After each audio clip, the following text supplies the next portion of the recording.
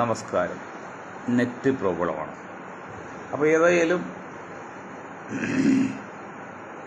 സംസ്ഥാന തെരഞ്ഞെടുപ്പ് കഴിഞ്ഞ് മുഖ്യമന്ത്രിയുടെ തെരഞ്ഞെടുപ്പ് നടത്തി 10-13 ദിവസം എടുത്തെങ്കിലും അങ്ങനെ ഉള്ള മുഖ്യമന്ത്രിക്ക് നമ്മൾ ഇന്നലെ തന്നെ എല്ലാ അനുമോദനങ്ങളും ആശംസ നേർന്നതാണ്. അല്ല, മെഹബൂബിൻ്റെ 100ാം ജന്മവാർഷിക ദിനമാണ്. അത് ജന്മവാർഷികമാണ്.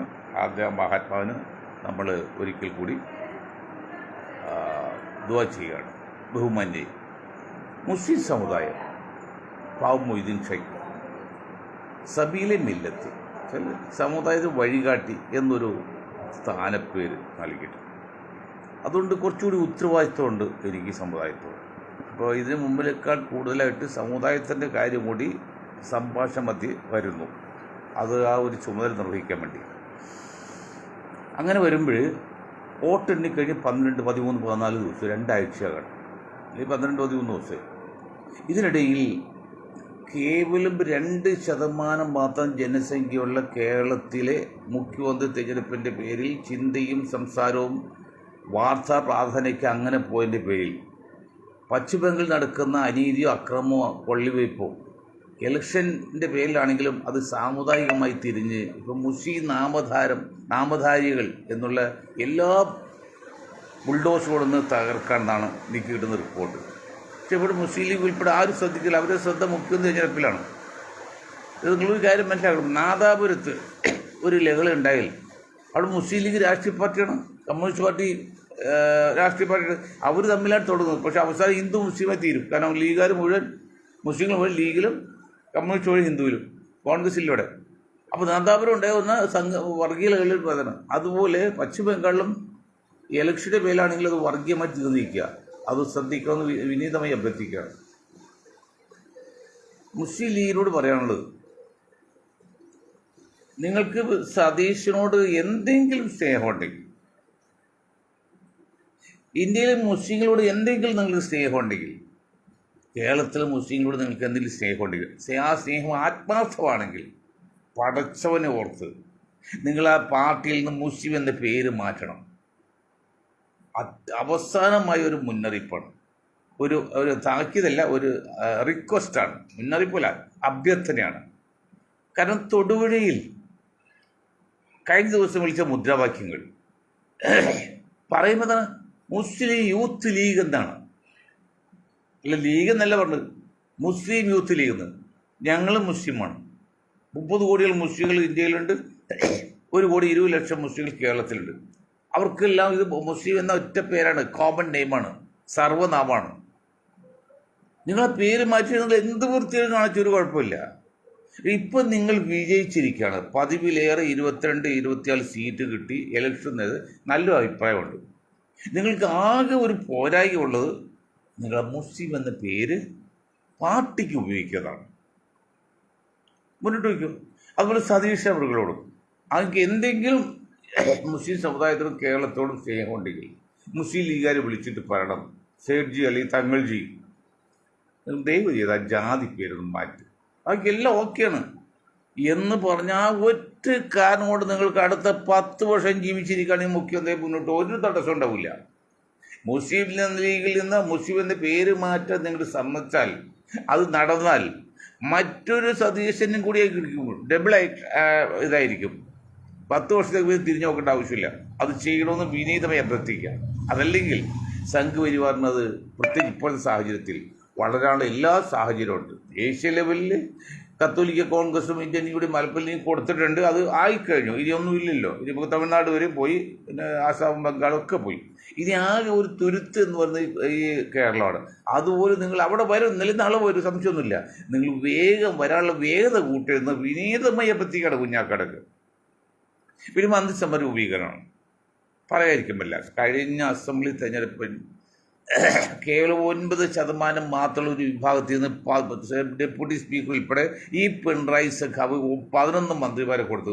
ആർക്കും ഒരു പരാതി ഉണ്ടായില്ല. ഇപ്പോൾ കേവലം 10% സമുദായമാണ് കേരളത്തിൽ ക്രിസ്ത്യൻ സമുദായം. 15 5 കൺവേർട്ട് ക്രിസ്ത്യൻ. ഇനി 15 പിടിച്ചോ. 15% ഇത് എത്ര കിട്ടും ജനസംഖ്യക്ക് ആനുപാതികമാണെങ്കിൽ? 15 2 30, 14 28. 14 28 കിട്ടാം.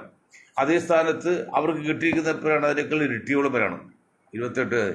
അതാണ് നമ്മുടെ റിട്ടയർഡ് DGP പറഞ്ഞത്, ക്രിസ്ത്യൻ സമുദായത്തിൽ ജനസംഖ്യയേക്കാൾ കൂടുതൽ കിട്ടിയെന്ന്. മറിച്ച് 33% മുസ്ലിങ്ങൾ കിട്ടിക്കുന്നത് അത്ര പോലും ഇല്ല. അത് എന്ത് നീതിയാണ് സതീശൻ ജി?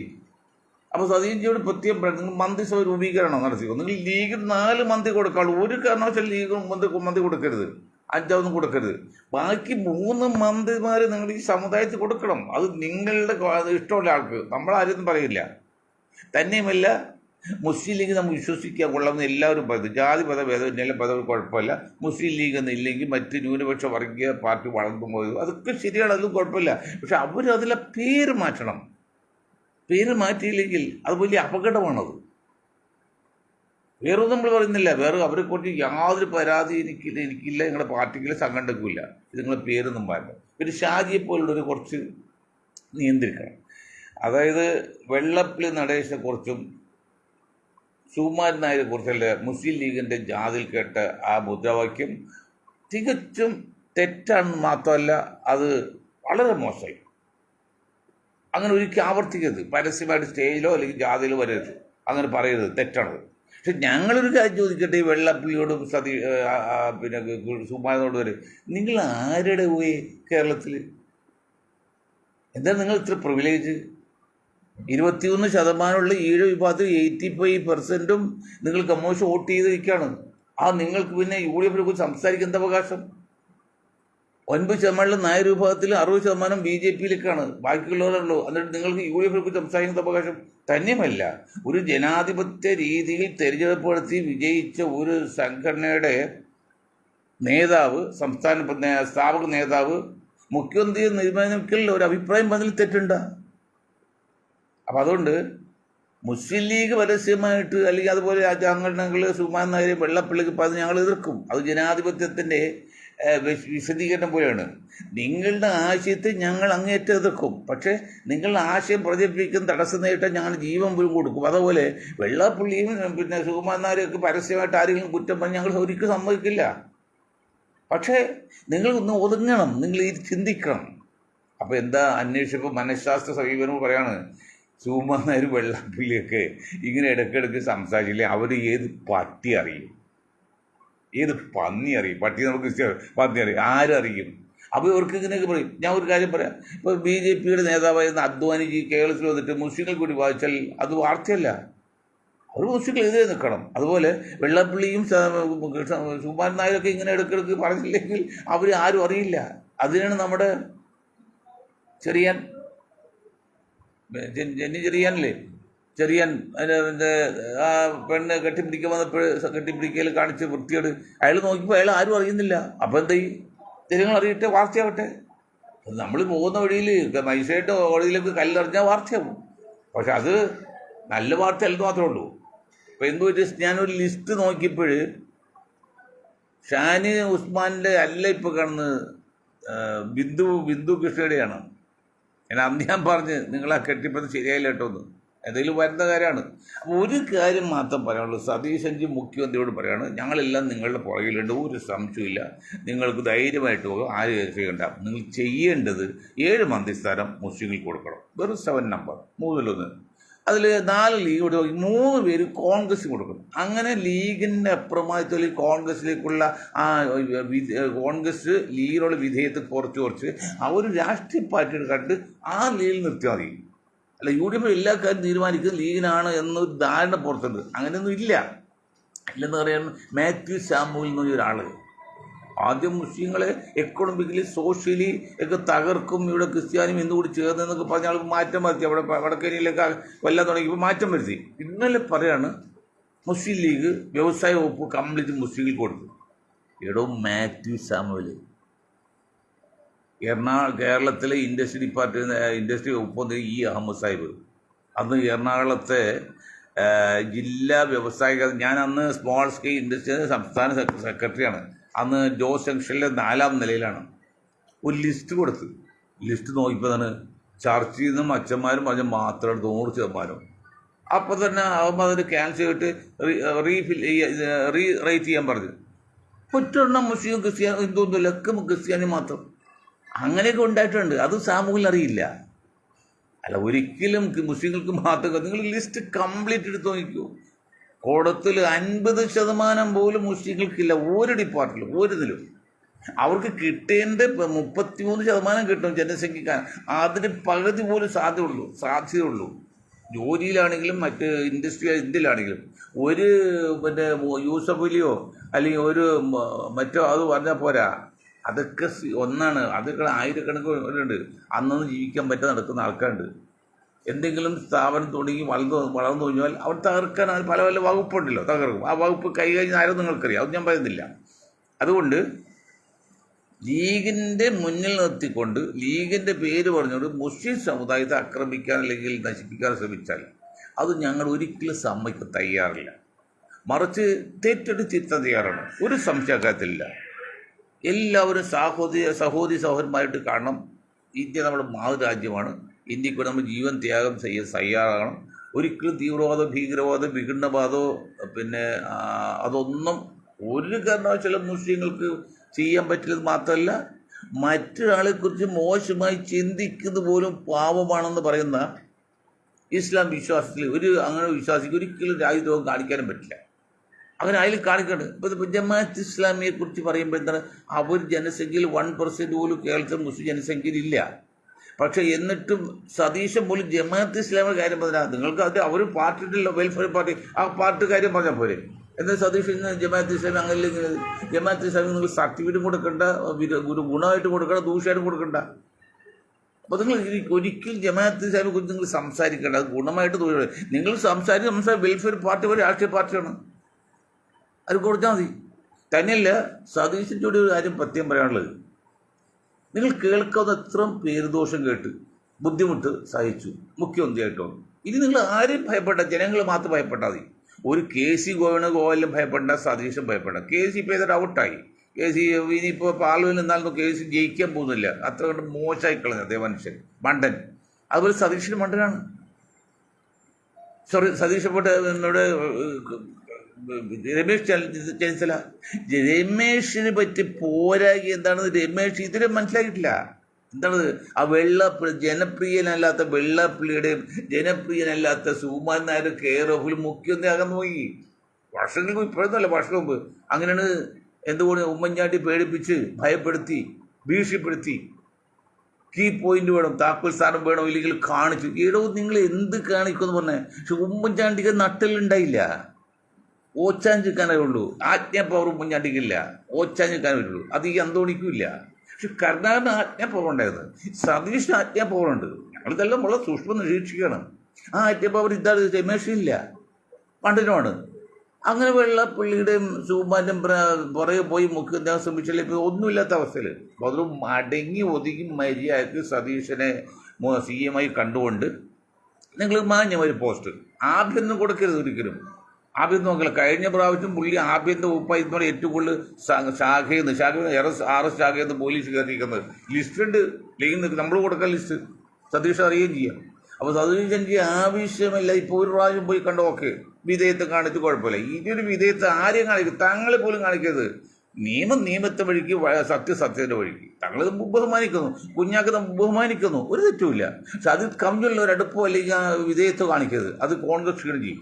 മറ്റൊന്ന്, PK കുഞ്ഞാലിക്കുട്ടി, ഇവിടെ ഉദ്യോഗത്തിന് കേരളത്തിൽ മുഖ്യതയുള്ള എല്ലാ യോഗ്യതയുണ്ട്. അത് പോട്ടെ, ഇനിയിപ്പോൾ സതീഷ് ആയാലും പോട്ടെ, അവർ ചോദിക്കില്ല. മുഖ്യമന്ത്രി ഈ മന്ത്രിസ്ഥാനം മന്ത്രിസഭ സത്യപ്രതിജ്ഞ ചെയ്യുമ്പോൾ തന്നെ അത് ഡെപ്യൂട്ടി മുഖ്യമന്ത്രിയായിട്ട് വേണം കേരളം സത്യപ്രതിജ്ഞ ചെയ്യാൻ. ഒരു പോരായില്ല. അതുകൊണ്ട് ലീഗ് കുഞ്ഞാലിക്കുട്ടിയല്ല വളർന്നത്, ഇന്ത്യൻ നാഷണൽ കോൺഗ്രസ് ആണ് വളർന്നത്. കോൺഗ്രസ് മതേതരത്വമാണ്, കോൺഗ്രസ് ജനാധിപത്യമാണ്, കോൺഗ്രസ് സോഷ്യലിസമാണ്, കോൺഗ്രസിന്റെ നീതിയാണ്. നീതി ലഭിച്ചില്ലേ? സതീഷിന് മുഖ്യമന്ത്രി സ്ഥാനം കിട്ടുകൊണ്ട് നീതി ലഭിച്ചു, ജനങ്ങളുടെ വികാരം മാനിച്ചു. അതിന് പ്രിയങ്ക ഗാന്ധിക്കും സോണിയാജിക്കും രാഹുൽ ഗാന്ധിയുടെ എല്ലാ കോൺഗ്രസ് നേതാക്കൾക്കും ഞങ്ങൾ പ്രത്യേകം അഭിനന്ദനം അറിയിക്കുകയാണ്. അവർ അവസാന നിമിഷമാണെങ്കിലും കാര്യങ്ങൾ മനസ്സിലാക്കി. അതുകൊണ്ട് കുഞ്ഞാലിക്കുട്ടി സാഹിബ്, ഞാൻ പറഞ്ഞ മുസ്ലിം ലീഗിൻ്റെ പേര് മാറ്റം നമ്മൾ കർഷകരോട് പറഞ്ഞ അതേ പാർട്ടിയെക്കുറിച്ച്, പാർട്ടി ഡെപ്യൂട്ടി ലീഡറെ കുറിച്ച് പറയുകയാണ്. കുഞ്ഞാലിക്കുട്ടി സാഹിബിന് ഇനി ഒരുപക്ഷെ അവസാനത്തെ മന്ത്രിസഭയായിരിക്കും പുള്ളിയൊക്കെ. ഇനി എനിക്ക് ജീവിച്ച പുള്ളി സ്റ്റേഡിയം ഇനി വരാനൊന്നും പോകുന്നില്ല. അതുകൊണ്ട് നിങ്ങൾ ഡെപ്യൂട്ടി CM മുഖ്യമന്ത്രിയായിട്ട് പറയണം. അതിനുള്ള അവകാശം മന്ത്രിമാരെ തീരുമാനിക്കേണ്ട അവകാശം മുഖ്യമന്ത്രിക്കുണ്ട് സാർ. അങ്ങയുടെ വിനയം കൊണ്ട് അങ്ങേ പറഞ്ഞത് പാർട്ടിയെ തീരുമാനിക്കും. ശരി, പാർട്ടിക്ക് അവസരമുണ്ടില്ലെന്നല്ല, പക്ഷെ നിങ്ങൾക്കുണ്ട് അവകാശം, അധികാരം. മുഖ്യമന്ത്രിയാണ് ആര് മന്ത്രിയാക്കണോ ആദ്യം മന്ത്രിയാക്കണം തീരുമാനിക്കുക. അതിലെ പവർ CM-നുണ്ട്, ചീഫ് മിനിസ്റ്റർക്ക് ഉണ്ട്. അത് നിങ്ങൾ വിനിയോഗിക്കണം. നിങ്ങൾ ആ വിവേചനാധികാരം ഉപയോഗിച്ച് മാന്യമായ രീതിയിലുള്ളവരും മര്യാദയുള്ളവരും മനുഷ്യരോട് താങ്കളെ പറ്റിയിരിക്കുന്ന ആൾക്കാർക്ക് ജാതി മത വർഗ ഭേദമന്യേ പ്രായോഗികമായിട്ട് സ്ഥാനമാനങ്ങൾ കൊടുത്ത് കൂടെ നിർത്തണം. നിങ്ങൾക്ക് വിശ്വാസമുള്ളത് നിർത്തിക്കണം. പക്ഷെ അക്കൂട്ടത്തിൽ നിങ്ങൾ മുസ്ലിം ലീഗിനെ സ്നേഹിക്കുന്നുണ്ടെങ്കിൽ കുഞ്ഞാലിക്കുട്ടി സാഹിബിനെ സ്നേഹിക്കുന്നതിൽ ഇത്തവണ കുഞ്ഞാലിക്കുട്ടി സാഹിബിന് മുഖ്യമന്ത്രിയായിട്ട് കൊടുക്കണം. നിങ്ങൾക്ക് തീരുമാനം എടുക്കാതെ ആരും അവകാശം കോടതിയിൽ പോകേണ്ട ആവശ്യമൊന്നുമില്ല. ബാക്കി ആർക്കെങ്കിലും മുഖ്യമന്ത്രി സ്ഥാനം കൊടുക്കണം വേണമെങ്കിൽ നിങ്ങൾ തീരുമാനിച്ചാൽ കോൺഗ്രസ് പാർട്ടി തീരുമാനിക്കട്ടെ. ഞങ്ങൾ മുസ്ലിം ലീഗ് കുഞ്ഞാലിക്കുട്ടിയെ മാത്രമേ ഞങ്ങൾ വന്നുള്ളൂ. അതുപോലെ 4 മന്ത്രി അവർക്ക് കൊടുക്കുകയുള്ളൂ. ഒരു കാരണവശാലും അക്കൗണ്ട് കൊടുക്കരുത്. പക്ഷെ എന്നിട്ട് ബാക്കി 3 പേര് ആ മുസ്ലിം സമുദായത്തിൽ കൊടുക്കും. അതല്ലാതെ പിണറായി വിജയൻ ചെയ്തതുപോലെ 9% 11 മന്ത്രിസ്ഥാനം കൊടുത്തൊരിക്കൽ 100-ൽ നിന്ന് 30-ലേക്ക് മാറും. അവിടെ 23% ഈഴവൻ എന്ത് കൊടുത്ത് 80% വോട്ട് കൊടുത്ത് ഈഴവർ കൊടുത്തത് 3-4 ഉള്ളൂ. അപ്പം അങ്ങനെ ചെയ്ത് ഇത് 100% വോട്ട് ചെയ്തിരിക്കുന്നത് മുസ്ലിം സമുദായത്തിൽ ഇത്തവണ UDF-നാണ്. LDF-ന് 3% LDF-ന് പോയിട്ടുള്ളൂ. അതുള്ള അവിടെ ജലീലൊക്കെ തോറ്റുപോയിട്ട്. അങ്ങനെ ചെയ്തപ്പോൾ ഒരു കാര്യം സുകുമാരനാരെയും മറ്റേ വെള്ളാപ്പള്ളിയും സ്നേഹത്തിൻ്റെ ഭാഷയിൽ സൗഹാർദ്ദത്തിൻ്റെ ഭാഷയിൽ എല്ലാ ആദരവും പ്രകടിപ്പിച്ചുകൊണ്ട് നാം ഒന്ന് സൂചിപ്പിക്കട്ടെ. വെള്ളാപ്പള്ളി സാറെ, സതീശൻ, പിന്നെ സുകുമാരനാരെയും ആകെ വോട്ട് ചെയ്തവരിൽ 4 വോട്ടിൽ 1 വോട്ട് മാത്രമാണ് കേരള അസംബ്ലിയിൽ കഴിഞ്ഞ അസംബ്ലി ഇലക്ഷനിൽ അമുസ്ലിങ്ങൾ കിട്ടി, മുസ്ലിം അല്ലാതെ കിട്ടിയത്. കണക്കുതിരിക്കുക. ഞാൻ ഒരിക്കൽ കൂടി പറയാം, സമയമുണ്ട്, ചുരുക്കി പറയാം ഒരിക്കൽ കൂടി. സതീശന് കേൾക്കാൻ വേണ്ടിയാണ്. പണ്ട് എൻ്റെ ഈ ചാനൽ മുഖ്യമന്ത്രി ആയി ഉദ്ദേശിച്ച PA-യുടെ നമ്പറിലേക്ക് പോകും, ഡയറക്റ്റ് കിട്ടും. അങ്ങനെ ഒരുപടി തീരുമാനം എടുത്തിട്ട് അറിയിപ്പ് കൊടുത്തിട്ടുണ്ട്. ഇപ്പോൾ സതീശനിൽ കേട്ടുള്ള പരിപാടിയുണ്ട്. സുകുമാരൻ നായരും ഇത് കേൾക്കുന്നില്ലെങ്കിൽ കേട്ട് പറയണം. ഒരിക്കൽ കൂടി എന്തുകൊണ്ട് നിങ്ങൾ കാണിക്കുന്നതിൽ അപാകതയുണ്ട് എന്ന് പറയാൻ കാരണം എന്തുകൊണ്ട് മുസ്ലിം സമുദായം ആവശ്യപ്പെടുന്നുള്ളൂ അത് പറഞ്ഞുതരാം. ശ്രദ്ധിച്ചു കേട്ടോ. 23% കേരളത്തിൽ ഈഴവ വിഭാഗം. 25-27 പതൊക്കെ പോയി 23% ലേറ്റസ്റ്റ്. അതിൽ 85% വോട്ട് പോയിരിക്കുന്നത് ഇത്തവണയും LDF-നാണ്. ബാക്കി 15% ഉണ്ട്. അതിലാണ് ഒരു 10% കൂടുതൽ ഇത്തവണ വോട്ട് BJP-ക്ക് വഹിക്കുന്നത്. ബാക്കി 85-95% വോട്ടാണ് എന്ന് പറഞ്ഞാൽ 100 വോട്ട് ആൾക്കാരൊന്ന് വോട്ട് ചെയ്യുമ്പോൾ 1 വോട്ട് മാത്രമാണ് ഈഴവൻ്റെ UDF കിട്ടിയിരിക്കുന്നത്.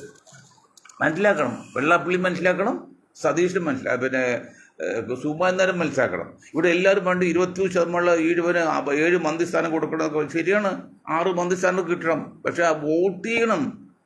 വോട്ട് BJP-ക്കും LDF-നും കൊടുത്തിട്ട് പിന്നെ UDF പങ്കിടുമ്പോൾ നിങ്ങൾക്ക് വേണമെങ്കിൽ തല്ലുകൊള്ളാത്തവണ അത്. ഞാൻ ചോദിക്കട്ടെ, മുസ്ലിങ്ങൾ 10,000 വോട്ടുകളും മുസ്ലിങ്ങൾ ഇന്ത്യയിൽ BJP കൊടുത്തില്ല. എന്നിട്ട് ഞങ്ങൾ 20% മന്ത്രി വേണം, മന്ത്രിസ്ഥാനം വേണം പറഞ്ഞാൽ തല്ലുകൊള്ളുന്നുണ്ട്. അവരെയൊക്കെ മുസ്ലിമായിട്ട് കാര്യമുണ്ടോ? അപ്പം അതുകൊണ്ട് 100 നീ ഇതുണ്ടല്ലോ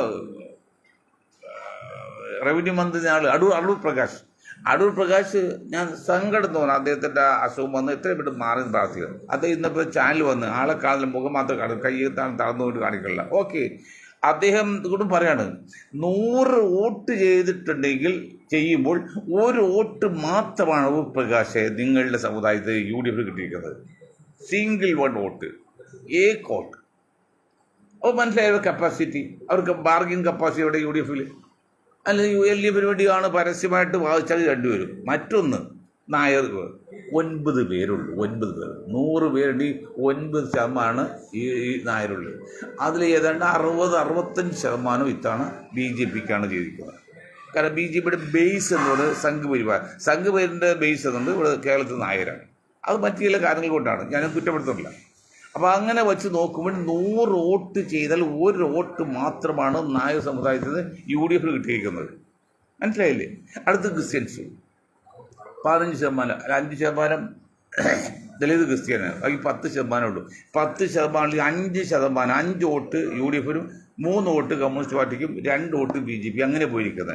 എന്നാൽ 100 ഒന്ന് വോട്ട് ചെയ്യുമ്പോൾ 5 വോട്ട് ആർക്ക് കിട്ടും? UDFന് കിട്ടിയിട്ടുണ്ട്. പിന്നെ ദളിത് ഏതാണ്ട് 10%, ആദിവാസി ചേർത്ത് അതും ഇതുപോലെ 1 വോട്ടേ കിട്ടുള്ളൂ. കാരണം ഒരു 60-65% LDF ഇന്നും LDL. അപ്പോൾ 2 പങ്കിടുമ്പോൾ 1 കിട്ടുള്ളൂ. അപ്പോൾ എന്ന് പറഞ്ഞാൽ നായർ, ഈഴവൻ, ക്രിസ്ത്യാനി, ദളിത് 4 പേര് കൂടി കിട്ടുന്നത് 5 4 9 വോട്ടാണ്. അല്ല 5 3 വോട്ട് 8 വോട്ടാണ്. 5 + 3 അങ്ങനെ 8 വോട്ടാണ്. അപ്പോൾ ആകെ UDFന് കിട്ടിയ വോട്ടിൽ 8 വോട്ടാണ് ഈ മുസ്ലിം അല്ലാത്ത സമുദായത്തിന് കിട്ടിയിരിക്കുന്നത്. ഇത് മുസ്ലിം ലീഗിൻ്റെ വാക്കോ അല്ലെങ്കിൽ ഷാജിയുടെ വാക്കോ തീവ്രവാദമോ അല്ലെങ്കിൽ ബഹളി പിടിച്ചോലെ കണക്ക് കാൽക്കുലേറ്റ് ചെയ്ത് കൃത്യമായിട്ട് പഠിച്ചിട്ട് പറഞ്ഞാൽ രേഖകൾ തരാം.